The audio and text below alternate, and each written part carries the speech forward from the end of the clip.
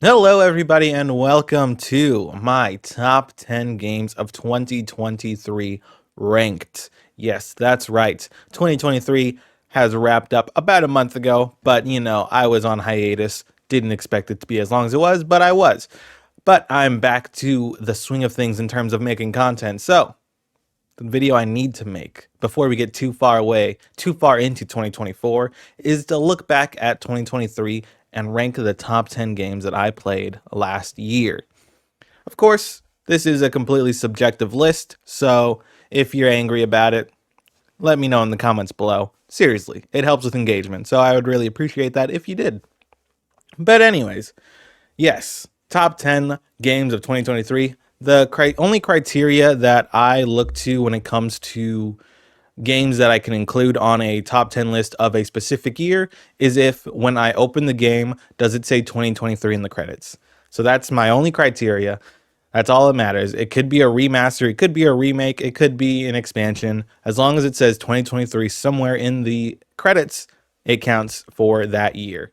And occasionally throughout this video, you'll see me pop in because after editing this video, I realized that there are some things that I didn't say that I very much would like to, or some further updated thoughts on particular games.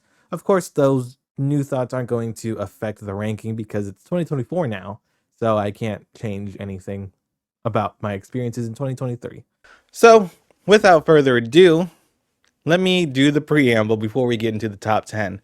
There are a few games that I do feel like I should go ahead and let you know aren't going to make it onto the list because I just didn't play them enough and they were big deals. And starting that off would be with Dead Space, the remake that came out last January, about a whole year ago at this point. I never played that, so I know that that's like a very good game and it's like a very faithful remake and all of that jazz, and Dead Space, the original, is a great game, so I'm sure that is also a great game. But I didn't play it, so not on my list. So in case you were going to look for that, it's not. And the other game that I feel like mentioning that isn't going to be on my list, that could be on a lot of people's, is Lies of P, which is another game I just didn't get enough time into. Of course, if you are familiar with the channel, you would have seen that I've done two sort of gameplay videos on it, but then I kind of stopped. I kind of fell off because I wanted it to be a stream game, and then I kind of stopped streaming for a while.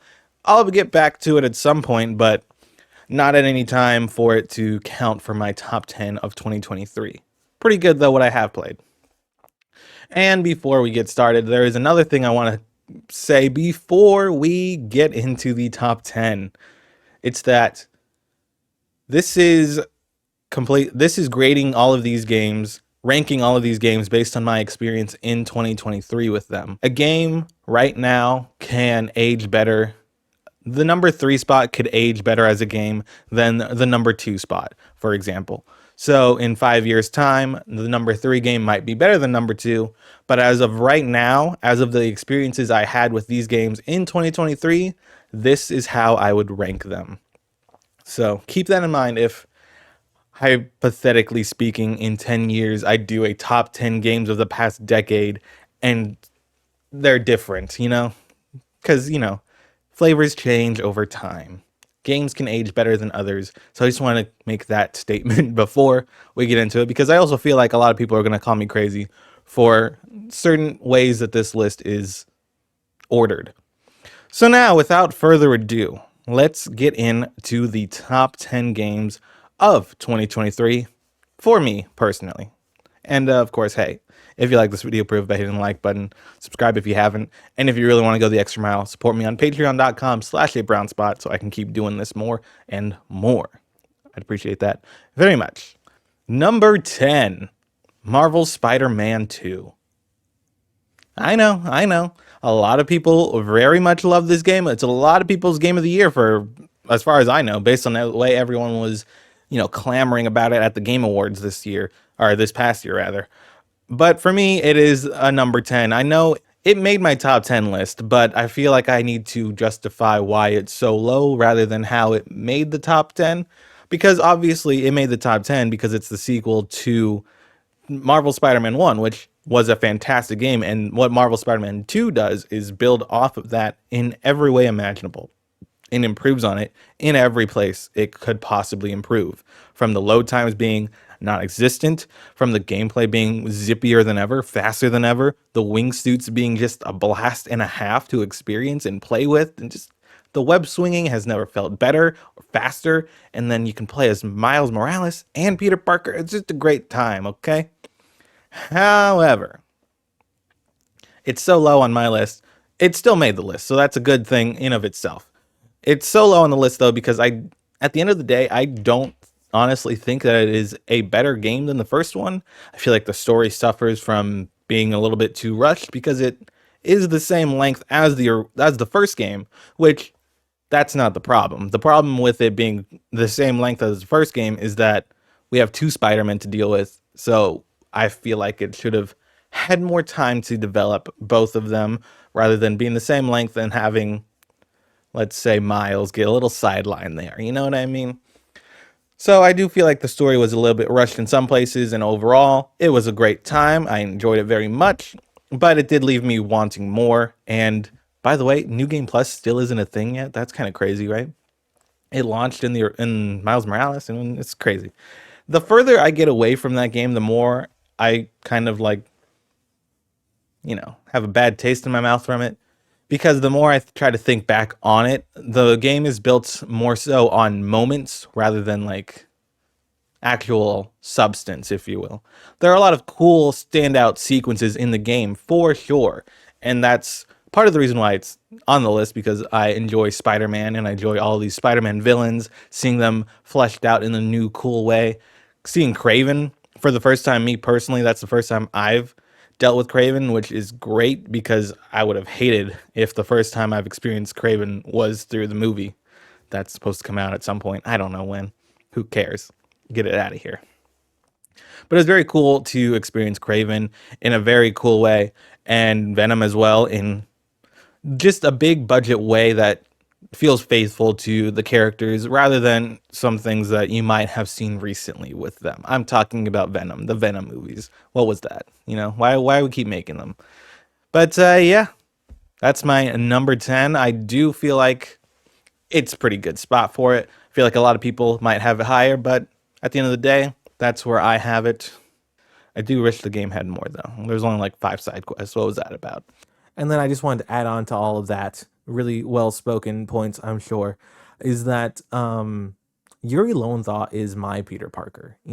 Like when I read a Spider-Man comic book, it's Yuri's voice that I am hearing it in, because that's just how good he is at playing Peter Parker and how iconic this role has been for him and how much I just appreciate this version of Peter Parker. So much so that when I watched The Amazing Spider-Man 2, which is still, I stand by this, the best live action Spider-Man movie, I was watching it and then I was like, oh, taken aback when Andrew Garfield started speaking. I was like, oh yeah, duh, of course it's not going to be Yuri. So just wanted to shout out Yuri Lowenthal there because dude's great at Spider-Man, my favorite Spider-Man personally. And also I wanted to shout out the boss fight in Times Square. If you know what I mean, you know what I mean. And that was amazing. Anyways, moving on to my number 9. Star Wars Jedi Survivor. Yes, Star Wars, of course. If you know me, you'll know that Star Wars is like my favorite thing, period. So, being Star Wars automatically gives you an edge in most things. But on top of being Star Wars, it's also using the Dark Souls combat systems with, the harder combat, the dodging, the parrying, all of that sort of thing, and the fun boss fights. That's what Star Wars Jedi Survivor has going for it. And much like Marvel Spider-Man 2, it builds off of its predecessor in all of the ways it needs to and more. However, the same thing can be said for Jedi Survivor that can be said for Marvel Spider-Man 2, where I feel like Marvel Spider-Man 2's first half of the game was extremely solid and the second half was a bit lacking. I feel the opposite for Jedi Survivor, where the first half was a bit lacking, but the second half popped off. And for that, it's probably why it is my number 9 rather than number 10, because it ends so much stronger than it started. And I just love the High Republic. I love seeing the High Republic. It's a great time. Go read those books if you haven't. And I just love being in that world. of Star Wars. It's bigger and better than the first one, I think, in every term except for maybe story. The story is where I get a little bit, maybe it's on even grounds. But beyond that, everything else of the game, all the combat, is still as solid as ever and improved upon with all these new lightsaber stances. I prefer the big cross guard lightsaber myself, big heavy swing sword sort of thing, and a little blaster and sword lightsaber combo, so I can be light on my feet. I like that little duality there. It's pretty cool. I really enjoy the places the story goes, and it makes me very, very excited for where they could potentially go with a third entry in this franchise, which I feel like is primed to be the best one yet. And if I'm gonna go and make a guess, I would imagine it's gonna be on Unreal Engine 5 because part one and part two were on 4, and the future is now. By the time that game comes out, Unreal 5 is gonna be the norm. Let's go. It's gonna look amazing. And I didn't even mention the freaking customization. The way that it's way, way better than it was in Fallen Order is great. My Cal Kestis looks dope as hell. It's a great time. I do feel like a lot of the cool appearances were locked behind DLC. $20 DLC, by the way. $20 for the deluxe edition upgrade. Not gonna happen. Sorry. So yeah. And I can't. And there's so much like Star Wars, or much like Marvel Spider-Man 2, this game has a lot of moments, but I do feel like they're more so backed up with proper build up and just better execution overall. That made me just, as a Star Wars fan, I was very, very thrilled and very satisfied with everything that this game had to offer. And honestly, I am dying to replay it. It's one of those games that when I was recording footage for the that you're seeing behind me or in front of you, however I've decided to do it in the edit. When I was recording the footage, I was like, man, I could keep going, you know. The only thing I wanted to add on to this is that, hey, in part 3, let me dye his hair, okay? I understand that Cameron Monaghan's hair is like red brown, but let me just dye it, you know? It's a video game. Like, it's odd to me that that was the one thing that they decided, no, you can change his hairstyle, you can make him grow a beard, but you can't change the color. It's like, come on, let me change the color, you know? Just make it pure brown. It's too red. I have nothing against redheads, but it's just too red, okay? Maybe in Unreal Engine 5 it would look more natural, but it did just look jarring how red it was, in my opinion. But that's all I wanted to add on to this. Good game, real good game. But it's only my number 9, which is kind of crazy because I spoke pretty highly about it just then, huh? Makes you wonder what is number 8. Diablo 4. I know this one's a little bit controversial because a lot of people are out there just talking about how the store is so overpriced or how the seasons are kind of lame, I guess. I don't really know what the scuttlebutt around Diablo 4 is. All I know is that in the public eye, people have really seemed to sort of turn on it, which is unfortunate because I think that Diablo 4 is a blast and a half. I've said that twice already, but it's such a great time. I'm the kind of gamer who just enjoys watching my numbers just go up, And Diablo 4 is one of the best games that do it, ever, period. And it's back better than ever. It's been gone for so long. Diablo 3 was what, 10, 12 years ago, something like that. So for Diablo 4 to finally come out and be as good as it was, in my opinion, I'm very thrilled by that. To have all of these classes, very, very fun classes that, by the way, these seasons, I never dealt with seasons in Diablo before. I only played when Reaper of Souls came out. That's when I played Diablo 3. So I only played through that and called it there. But whenever there's a new season drop in Diablo, I do play it for at least a week, which is more than I can say for a lot of other seasonal games out there. I haven't touched Fortnite in forever. I'm going to play it right after I record this, though, I'll be honest, because I got to go get Solid Snake. If you want to know when this video was being filmed, I got to go get Solid Snake. He just came out. Anyways, not many games can get me to come back each season to see what's new and see what's changed. Diablo 4 has done that time and time again with the first season. I don't remember what it was so long ago. And then season 2 being vampires, that was dope as hell. Come on. And now we got this new mechanical thing going on. I don't know what it's about, but I'll check it out. I'll roll a new character. And with the seasonal things, that's where I was driving at. it makes me play all of these new classes that I haven't played before. Because in Diablo 3, I just played the Demon Hunter and that was it. But with all the seasonal updates, I have been given a reason, an excuse rather, to try a new character, try a different class, see what suits my playstyle best, so that whenever they release the first expansion, I'll have all of these characters that are pretty well leveled, and I could tackle the DLC with any of them. It'd be a blast, unless they make me roll a new character for that. I don't know. Never thought of it. I'd imagine you can just use a character on the Eternal Realm to get in there. So yeah, good times, and it's gonna not end anytime soon. So it's just a blast. If you haven't played it, go play it. It's a great time. Maybe you're waiting for Game Pass because it's owned by Xbox now. So hey, it might come out to Game Pass pretty soon. I imagine it's gonna come out to Game Pass like a month before the DLC drops, so that people are new players are starting Diablo 4, so that once the expansion comes out, everyone's like, "Oh, I got to get that expansion. You gonna get the money." But yeah, Diablo 4 is a great time. There's a story here, I'm sure, but that's not what I played Diablo 4 for. It was good though. I remember Nayrel, she was a character. Ralph Ineson voices a character, It was a good time. But all I really care is about the gameplay, and it's a blast. I've called it a blast so many times because you know what? It is a blast. And yeah, Diablo 4, one of the best games of the past year. So that leads us to number 7, Resident Evil 4. Resident Evil 4 Remake is my 7th favorite game from the past year. And it's a very, very interesting thing with Resident Evil. Because for the longest time, we're gonna go back in time a little bit. For the longest time, I've been scared of horror games, of horror movies, of horror in general. I don't do it. It's too spooky for me. And yet, Resident Evil is the franchise that opened me up into a new world of a new genre of entertainment. When Resident Evil 7 was added to Xbox Game Pass way back when, I don't even remember when that was now. It was a while back now. Jesus, I was still in high school, I think, when that came out. I don't know. But it was a long, long time ago when it came out to Game Pass, Resident Evil 7. I played it because, hey, I wasn't going to spend money on a game I would be too scared to play. It was on Game Pass, so I was going to check it out anyways. And I got hooked. I was playing it for Halloween just because, getting the vibes. And I played it and I loved it.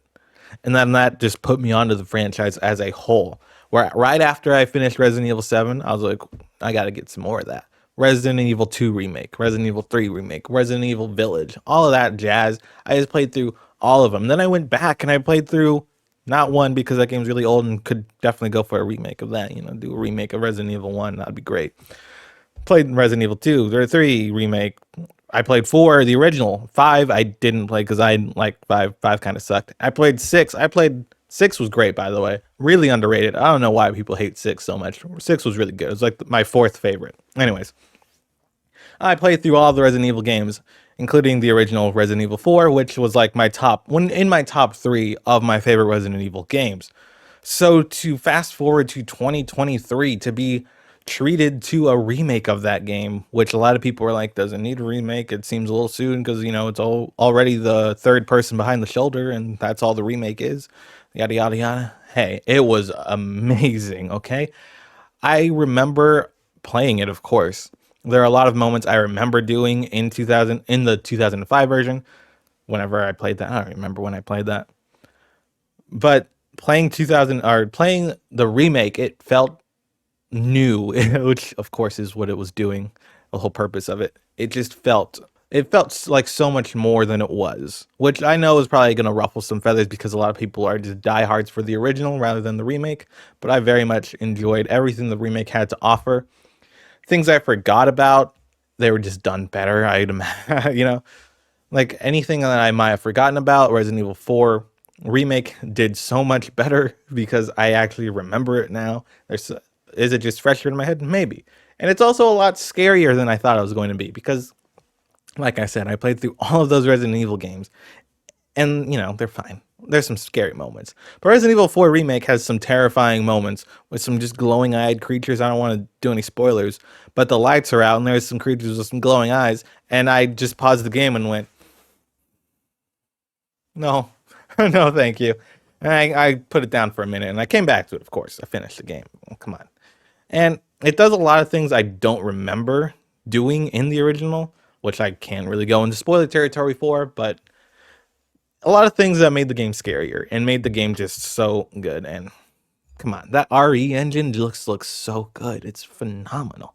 When I was recording footage for this game, I was like, this game looks unreal. It's ridiculous how good this game looks. So yeah, if you haven't played it, I recommend it highly. What Resident Evil has done for me is really made me realize that survival horror is like one of my favorite genres in video games. I would have never thought that, being the big scaredy cat that I was. So Resident Evil holds a very special place in my heart for that.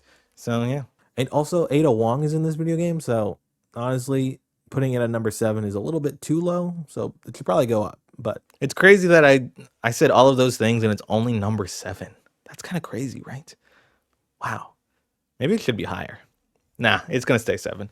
So let's move on to number 6, Starfield. Yep, Starfield at my number 6 spot, which admittedly is lower than I would have wanted it to be. Because if you're aware, if you're familiar with the channel, familiar with me, Starfield for the longest time has been my most anticipated game for the longest time, because Bethesda Game Studios, honestly, probably straight up my favorite developer, second favorite developer, third, top 3 favorite developer for sure. Because, they've given me games like Skyrim, Fallout 4, Fallout 3, Oblivion. My favorite games, the games I spend the most time in, they've given those to me and I've loved them very much. So I was like, oh, you're gonna make a space game now. Sign me up. And I did sign up.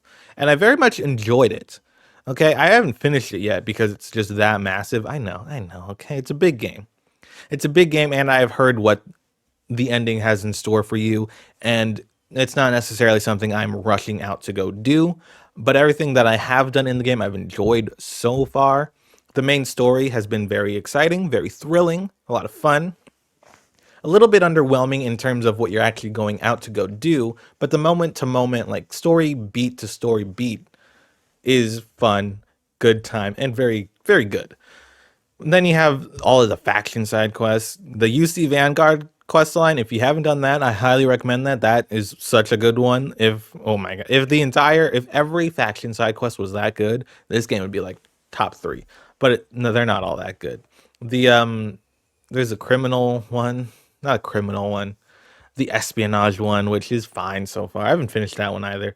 There's the Western Town one, which is fine. There's a lot you can do in this game, so it doesn't like rub me too wrong that some side quests aren't as good as the other ones, because the package as a whole is what makes me really enjoy Starfield. The fact that I can go out and do anything. I can just go over to this planet and start a whole colony, which I have done. And it's so much more intricate than I feel like Bethesda led on with the Starfield Direct, where you can straight up just go to a planet and you can just start building. It's crazy. I really enjoy that. I've done a lot with the outpost systems. I feel like more than most people have, more than people talk about at least. I've done a lot of outposting and I very much enjoy it because it is building off of course, the settlement system in Fallout 4, which I dug very much. I know a lot, not everyone did, but I did. So I very much enjoyed it being overhauled and improved upon in Starfield. Beyond that, though, I do know that this game has faced a lot of criticisms that I might as well not go into because I love the game, okay? For all its faults, I love it. For all the menus, I love it. For all the fast traveling, I love it. I don't see why that's a problem, by the way, fast travel. I fast travel in a lot of games, whatever. I love it. I love the shipbuilding, the space combat. There's so much to love in this game. I do want to build my PC to be a little bit better, though, because my PC, it can't really run today's games, like 2023 games. I could play Mass Effect on it, which I am doing. But I feel like I need to upgrade my PC to get some mods going, get some Star Wars mods going. That'd be really good. If I had Star Wars mods, that game would be top 10, or it would be number 1 probably, honestly. But yeah, very good time. I do understand where people are coming from in terms of it being underwhelming after this long away for the developer, for Bethesda Game Studios, for it to be this long and then it's this. Of course, that is a bummer because I do wish it were more. I wish it were that number 1 spot. It's not as good as Skyrim. I do feel like it's right on par with Fallout 4, a game that I truly adored. So not everyone did though. So, I do feel like it. I hope, and it's a little bit. I do hope that it is a bit of a reality check for Bethesda Game Studios that hey, maybe we should you know, do a little bit more than just another Bethesda game when it comes to the Elder Scrolls 6. Because, hey, I don't know if you guys saw that quote way back when where Todd Howard said the Elder Scrolls 6 might be his last Elder Scrolls game. I need him to just pop off on this game. You know what I mean? If this is going to be his swan song of a video game, come on. Do the right thing. Make it good. Make it amazing. Not just good. Make it amazing. Make it a true sequel to Skyrim. Because Skyrim blew everyone's balls off. You know what I mean? I don't know why I said that. It blew everyone's socks off. Okay. So I hope Elder Scrolls 6 will be able to do that with taking all of the criticisms to heart and looking at what other games have done in the genre recently and to hopefully make a nice one big absolute awesome package in Elder Scrolls 6. But I do feel like Starfield is a game that can improve over time with DLC, with new updates, because they are working on updates. So we'll see how it progresses. But as of right now, in the experience I had with it in 2023, it ends up at the number 6 spot. Moving on to number 5. Hi-Fi Rush. Now, Hi-Fi Rush, right? Let me just start by saying this was a really hard place to pick because I was really struggling between the number 4 and 5 spot. Like those two could swap out either place, either day. But when I was recording footage for number 4, it like sort of made me realize, man, this is better than I originally gave credit for. So shout out to number 4 for getting that extra boost that got it the number 4 spot. But we're talking about number 5, Hi-Fi Rush right now. Hi-Fi Rush, what an absolute delightful surprise this game was. It was announced and released on the same day, so we went into it having no preconceived notions of what to expect, other than it coming from Tango Gameworks, of course. So we thought, this isn't a horror game. What is this game? That's pretty much all we had going for it. And then I played it, and it was the best game of the year for the longest time. This game was in my number 1 spot for the longest time.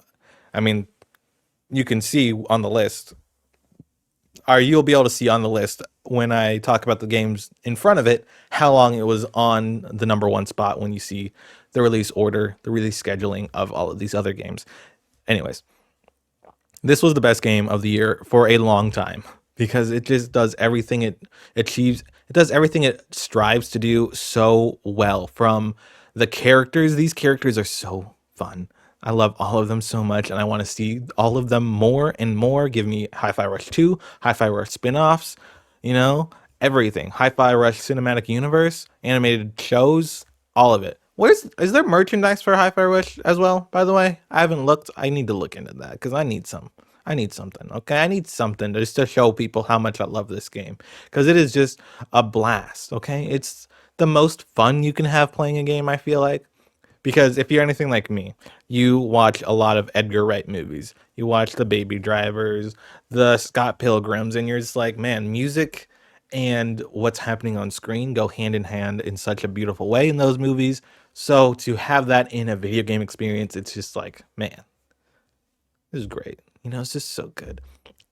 The way that the music is essentially the gameplay, it's crazy. It's a rhythm game, but it isn't just Guitar Hero. It's an action game, and it's just a blast. Okay, you know what it is. It's crazy. Okay, and it does a lot of unique things with its art style, going from a 2D animated cutscene to a 3D animated cutscene back to gameplay seamlessly in the blink of an eye. It's crazy, and oh my god. These boss fights are some of the best moments in the entire year of gaming, okay? In for the longest time, probably. These are boss fights I'm going to remember fondly forever.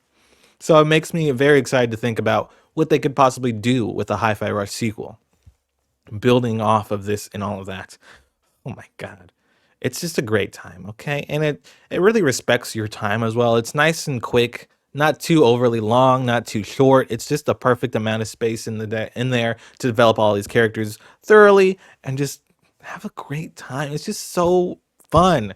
Another one of those games where as I was recording footage, I was like, what if I just played this game all over again? I didn't because I have a lot of other games I need to play right now. So, so that's not gonna happen. But I would like to. Maybe I will. Just do it for fun. Why not? But yeah, Hi-Fi Rush, number 5 spot.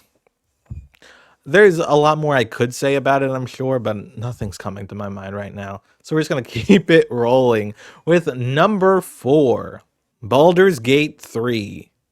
I know. Whoa, hey, whoa. Yeah, okay. Jeez, take it easy. It's not okay. Oh, hey. This was almost number 5. Okay, so be thankful for where it is on this list at number 4. It was almost number 6, honestly, because I tell you what, people are annoying about Baldur's Gate 3.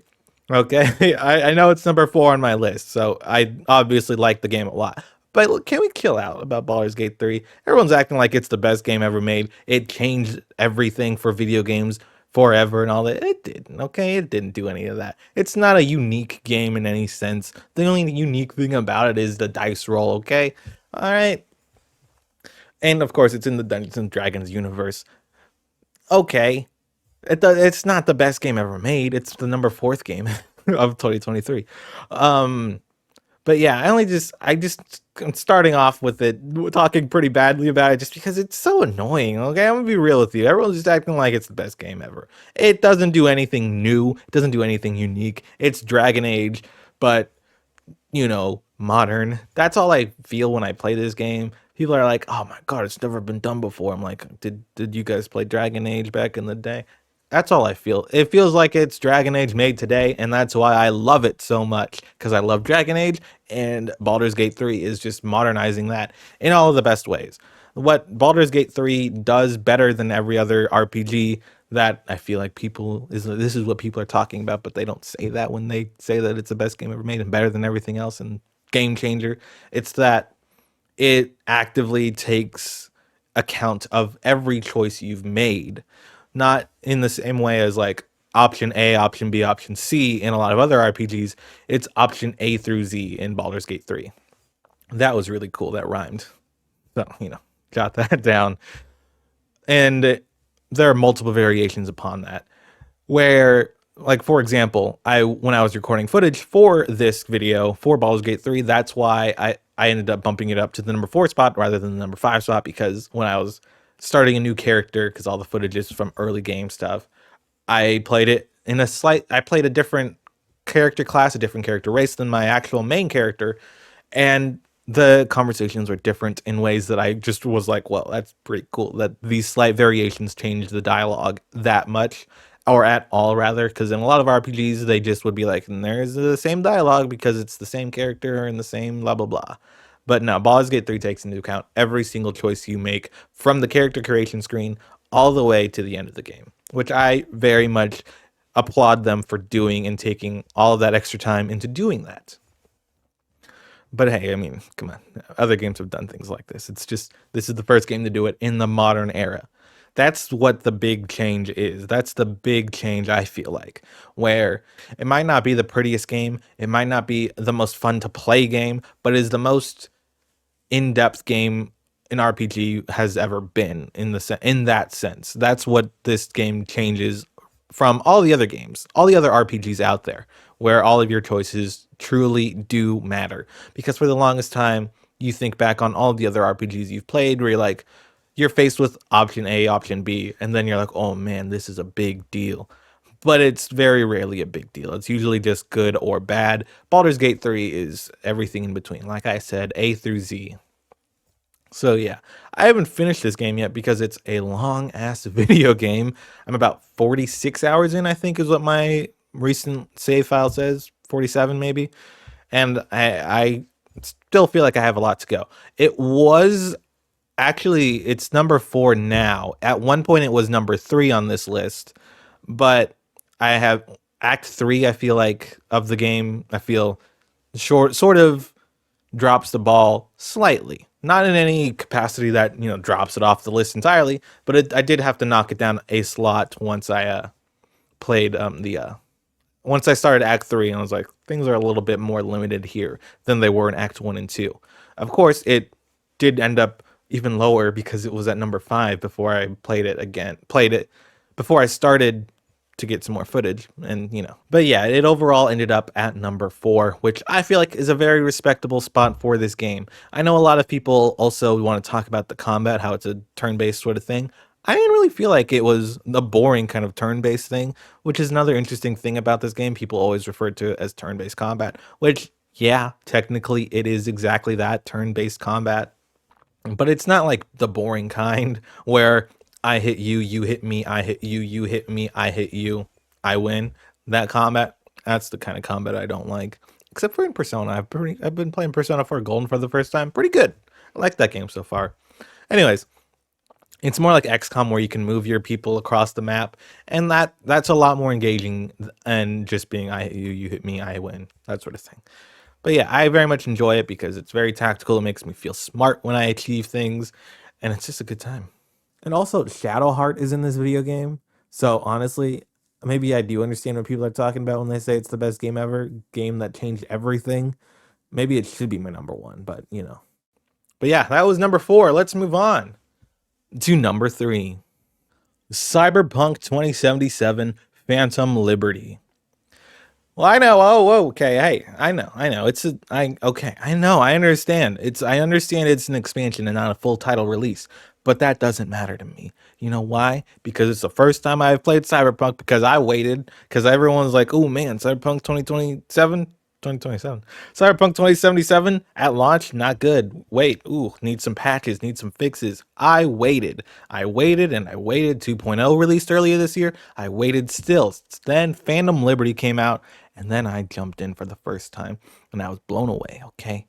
Obviously, uh obviously Cyberpunk 2077 released in 2020, but technically Cyberpunk 2.0 released in 2023, so if I wanted to talk about Cyberpunk as a whole, I could use that excuse and say that Cyberpunk 2.0 is what I'm putting on this list. But Phantom Liberty definitively is an expansion release that came out in 2023 and is also very good. It is exceptionally good because it does so many things just so well. It makes me think back on Wild Hunt days, the Witcher 3 days, where CD Projekt Red was just untouchable in everything that they do. And now we're back, okay? We're so back. Put the Idris Elba gif back up there, you know what I mean? Because Idris Elba's in this. And I tell you what, as far as celebrity appearances go in video games, this is like number 2. Number 1, of course, being Keanu Reeves, because no one told me just how much Keanu Reeves is in Cyberpunk 2077, because I didn't play it, okay? I didn't play it back in the day in 2020. In 2020, 2020 sounds weird. I didn't play Cyberpunk 2077 when it released. I just started playing it this past year. And Johnny Silverhand is in this game a lot more than I thought he would have ever been. And he doesn't phone it in at all.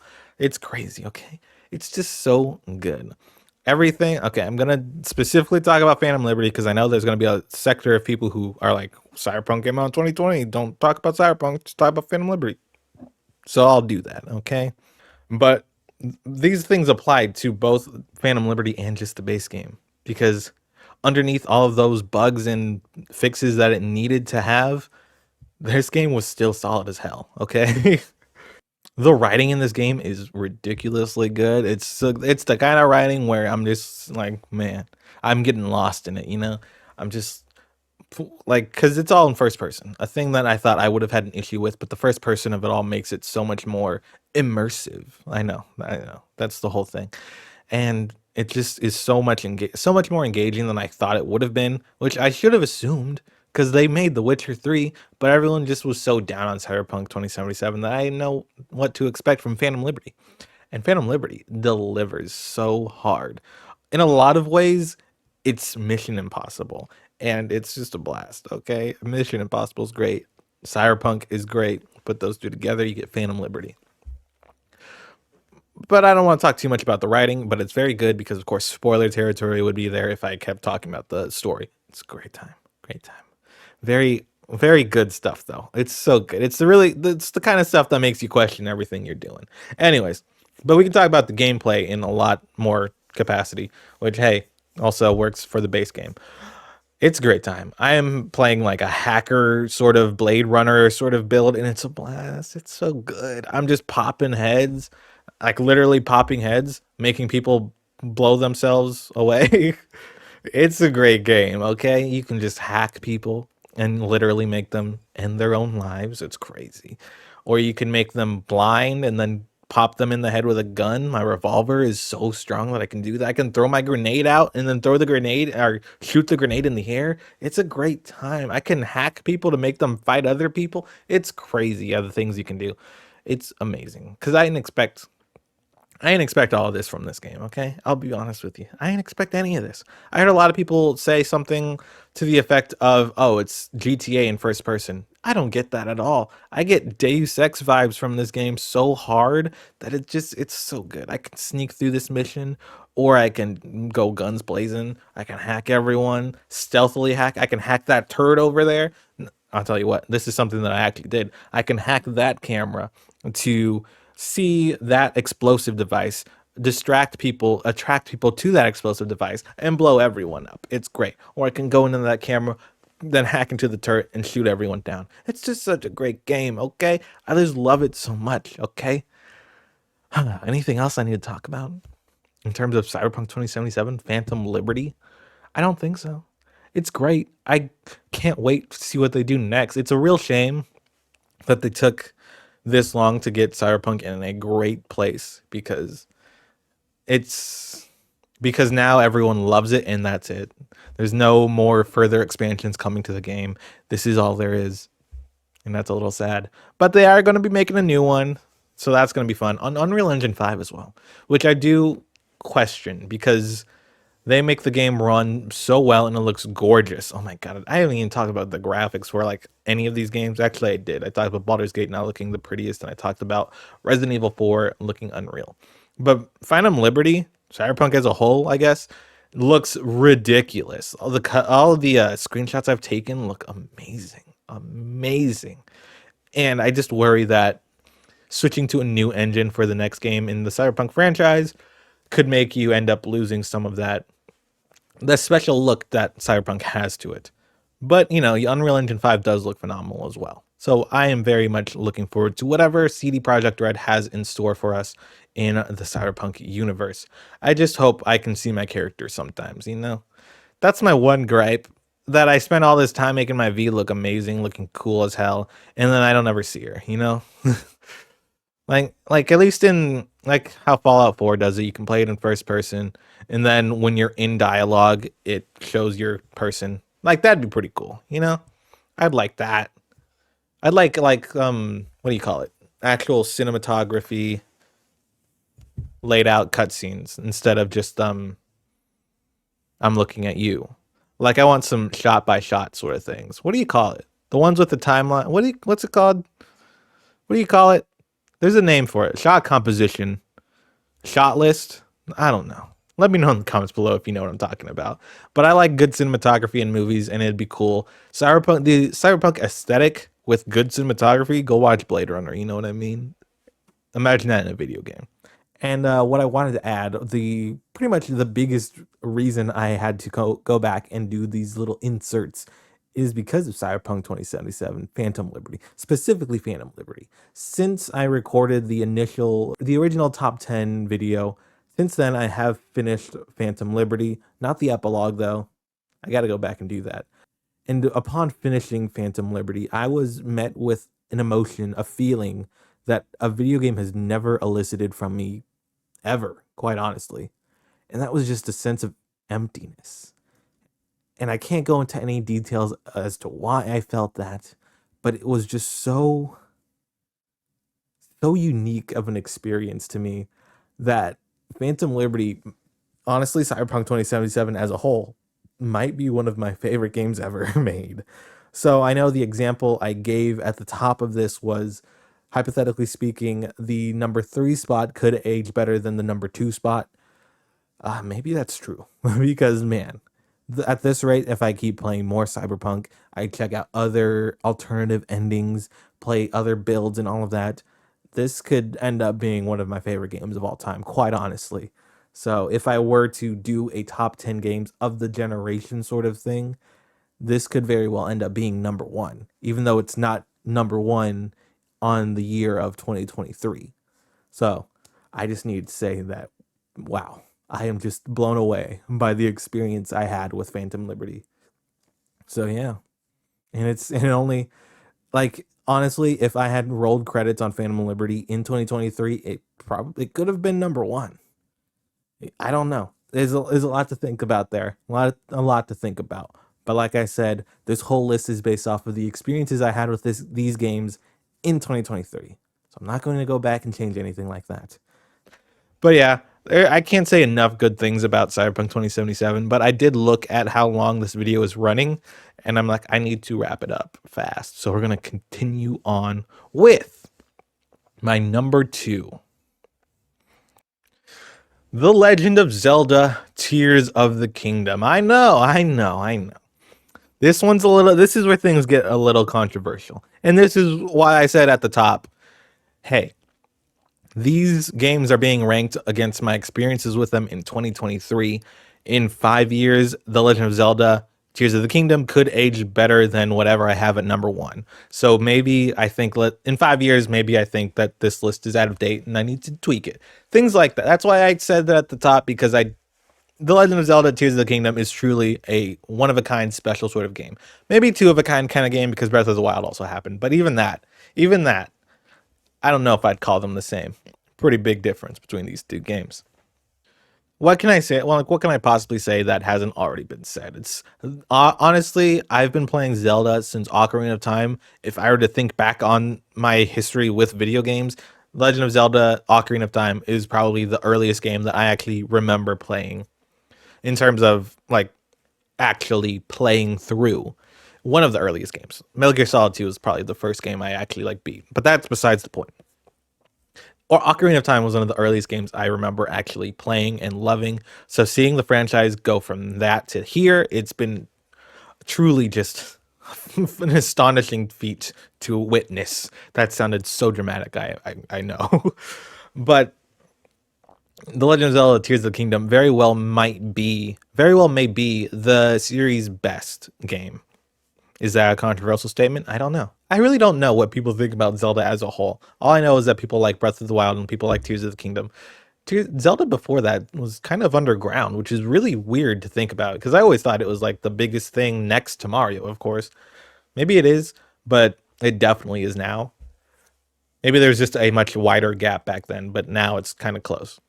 But either way, what Legend of Zelda Tears of the Kingdom does is truly live up to the title of the game, The Legend of Zelda. For the first time, I feel like in my memories of this franchise, this is the first game where they actually build the character of Zelda to be this legendary figure. And if you know what I'm talking about, if you've played this game, you know exactly what I'm talking about. And if you haven't played this game, what is wrong with you? Go play it. For everything that this game does is just amazing. Much like I've mentioned on all the other sequels, it takes everything that the first game does and improves upon it threefold. And I was someone who sort of came on to Breath of the Wild a little bit late, I'll admit, because when Breath of the Wild released, when it came out, I did buy it, I played it, and I was like, I don't really like it, and I kind of fell off of it. And then leading into Tears of the Kingdom, I picked it back up because I was like, I guess I gotta play Breath of the Wild to play Tears of the Kingdom, and it blew me away. I just was not ready to receive what Breath of the Wild is trying to tell me back then, but in 2023 I was. So Breath of the Wild, great game. And then Tears of the Kingdom somehow managed to do all of that, but better. Where the weakest elements of Breath of the Wild could arguably be the story, Tears of the Kingdom keeps all of the gameplay fun of Breath of the Wild and adds one of the best stories I've experienced in a Zelda game in the longest time. It was bonkers. It was mind blowing. God, it's so good, and I can't say anything without spoiling it. And I definitely need to talk about how much the music goes to make this game that much more of an incredible experience. Whether it's bringing back old themes from previous games that you'll definitely remember, or just using that new main theme in such glorious ways. Everything about this game is phenomenal, head to toe, top to bottom, 10 out of 10, 100 out of 100. It's one of the best games ever made. And then it's my number 2. It's weird, right? I know. It's pretty weird. That's also why I'm giving myself that wiggle room and saying in 5 years maybe I'll feel differently. But in terms of, I guess I should talk about. I guess I when I get to the number one spot, I'll talk more about why number one is number one and why Zelda's number two. Because Zelda is the best game. It's one of the best games in a long time. Period. You know, people talk about Baldur's Gate acting like it's one of the best games in a long time. Period. It's fine. The Legend of Zelda is that.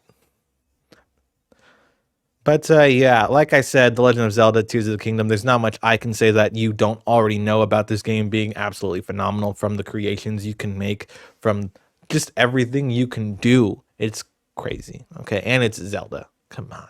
Come on. But yeah. So, like I already said, I am running really long in the tooth as well. So let's go ahead and move on to my game of the year for 2023. Alan Wake 2. I know, Alan Wake 2, my game of the year. I know, not everyone's cup of tea, I'm sure. But Alan Wake 2, for me, what it has over Tears of the Kingdom is that Tears of the Kingdom was the sequel to Breath of the Wild, an already phenomenal game, an already 10 out of 10 game. So it had a much easier thing to do when it came to being a great game. It not Of course, it not only was as good as Breath of the Wild, it was better. But being the sequel to Breath of the Wild, a game as amazing as that was, it was more expected that Tears of the Kingdom was going to be a phenomenal, perfect game, if you will. Not a perfect game, no game is perfect, but it was a lot easier to imagine a world where Tears of the Kingdom is amazing. But when it comes to Alan Wake 2, its predecessor being 13 years old and being a kind of wonky survival horror game, not even really a survival horror game, being as odd as Alan Wake 1 was, it had a lot harder of a challenge to be an amazing sequel, I feel like. And that's what it has over Tears of the Kingdom. That Alan Wake 2 came out and surprised the hell out of me. Where I played a good chunk of Alan Wake 1 and I was like, I kind of dig what you're doing here, Remedy, but this game's kind of old, so I didn't see it through. I watched the recap, of course. But with Alan Wake 2, everything that Remedy was trying to achieve with Alan Wake 1 and with Control and with Quantum Break and with everything Remedy's done, Alan Wake 2 achieves everything that they've ever set out to do, all in one package, all in one amazing multimedia package, where it's not just the game that makes it how good it is, it's all of the FMV as well, and the way that they intertwine music through all of it, the way they intertwine all of the mocap performances and the real life knowledge you might have as a player of this game of who Sam Lake is, of what Control is, the whole connected universe of it all. All of those things just go hand in hand to make Alan Wake 2 my favorite experience of 2023 when it comes to gaming. Like I said, 5 years from now, maybe I'll feel differently. Maybe the game ages worse than Tears of the Kingdom does, and then we'd have a different conversation. But that's a different conversation for a different time. And like I said, we are running really long in this video already, so I don't want to really chew up too much time talking about Alan Wake 2 right now, because I actually have another thing in the works behind the scenes that I feel like would do a much better job than me just rambling off the cuff. So let me present to you this little teaser for something I've got in the works that will be a more in-depth talk about on Alan Wake 2.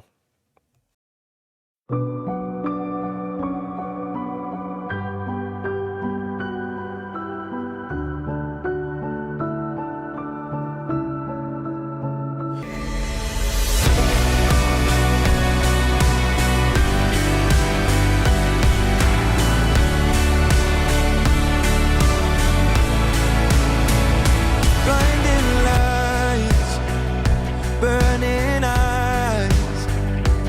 I can see myself and I don't need to hide. Yes, that's right.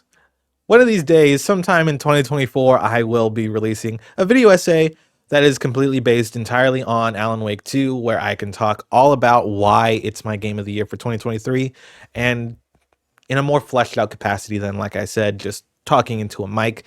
Because, hey, this is being a game of the year for anyone, of course, I feel like is a big deal. It should be a big deal. So I want to treat the game of the year for me in that sort of way, pay that sort of respect to it, and give it a full video essay somewhere down the line. Of course, it takes more time to put that together, so it's not going to be ready anytime soon, but it will be ready when it's ready. Okay? Because that's what I want to do with the game of the years when it comes to this channel. I want to make it a big deal. And the video essays are my most viewed videos, so that's how I make a big deal of them. So yeah, that is my top 10 for 2023, my top 10 video games of 2023. Once again, that is number 10, Marvel Spider-Man 2. Number 9, Star Wars Jedi Survivor. Number 8, Diablo 4. Number 7, Resident Evil 4. Number 6, Starfield. Number 5, Hi-Fi Rush. Number 4, Baldur's Gate 3. Number 3, Cyberpunk 2077 Phantom Liberty. Number 2, The Legend of Zelda Tears of the Kingdom. And number 1, my game of the year for 2023, Alan Wake 2. And yeah, that's where we're going to end things here, because that is all I set out to do. And this video is hell of a lot longer than I thought it was ever going to be. I thought I was rapping. When I was doing number 1, or when I was doing number 10, I was like, man, I talked about that pretty quickly. Talked about number 9 pretty quickly. I was like, I'm getting through these pretty fast. Good for me. This is going to be a pretty concise video. It's not. As you can see, if you stuck around, if you know, tell me what the number 3 game is, because that's how I know you stuck around. That you watched the whole thing and you didn't just skip ahead to see what number 1 was or something like that. But yeah, thanks for sticking around if you did. If you liked it, hit the like button. If you want to support me further, go to patreon.com/ABrownSpot. But if you don't want to do all that, just hit the subscribe button, hit the like button, like I said. Comment, let me know what your top 10 games of the past year was. I'm very interested in knowing that, because 2023 was a huge year for game releases, and I feel like a lot of people have very different tastes, so let me know what they were, let me know. Also, Final Fantasy 16 sucked. That's a game that I feel like some people might be like, oh, did you play Final Fantasy 16? Because Final Fantasy 16 wasn't on your list. And a lot of people really dug Final Fantasy 16. I didn't like it. It sucked. Maybe I'll do a video essay on how much I don't like that game. I don't know. Just spitballing here. But yeah, I just wanted to let you guys know that I didn't like Final Fantasy 16, in case you're wondering why it wasn't on the list. Anyways, that's all. See you next time. And until then, stay safe and play some video games.